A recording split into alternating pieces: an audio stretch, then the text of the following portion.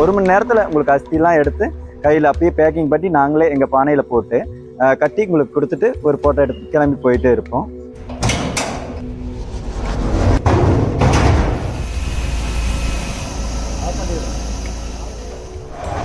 மழைக்காலம் வந்துவிட்டால் சுடுகாடுகளில் விறகு மூட்டி சடலத்தை எரிப்பது மிகவும் சிரமமாகிவிடும்.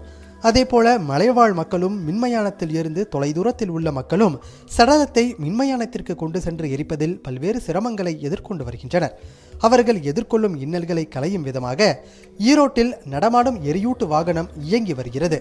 ஏற்கனவே குடும்பத்தில் ஒருவரை இழந்து தவிக்கும் போது உறவினர்களுக்கு வாகனம் ஏற்பாடு செய்து அவர்களை மின்மயானத்திற்கு அழைத்துச் செல்வதற்கு துக்க வீட்டினர் அதிக செலவு செய்ய வேண்டி வரும். ஆனால் ஈரோடு மாநகராட்சியுடன் இணைந்து ரோட்டரி கிளப் இந்த நடமாடும் எரியூட்டும் வாகன வசதியை 5000 ரூபாய் கட்டணத்தில் அளித்து வருகிறது. தற்போது ஈரோடு மற்றும் அதன் சுற்றுவட்டார பகுதிகளில் இந்த சேவை கிடைக்கிறது. ஏழைகளுக்கு உதவுற மாதிரியும் கிராமப்புறத்தில் இருக்கக்கூடிய மக்களுடைய என்னென்னா அவங்களுடைய தோட்டத்திலேயே அவங்க பாடி எரிக்கணும்னு ஆசைப்படுவாங்க.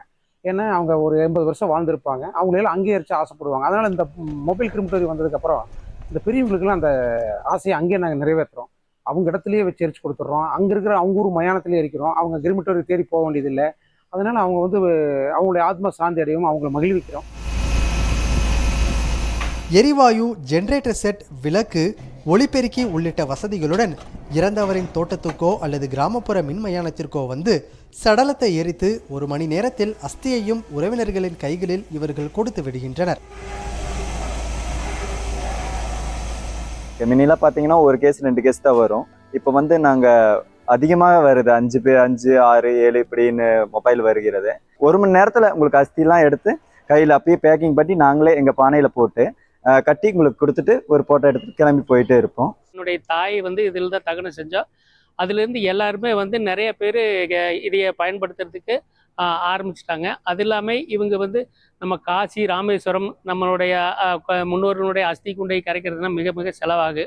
அதை இவங்களே அதுக்கான ஏற்பாடெல்லாம் செஞ்சு கொடுக்குறாங்க.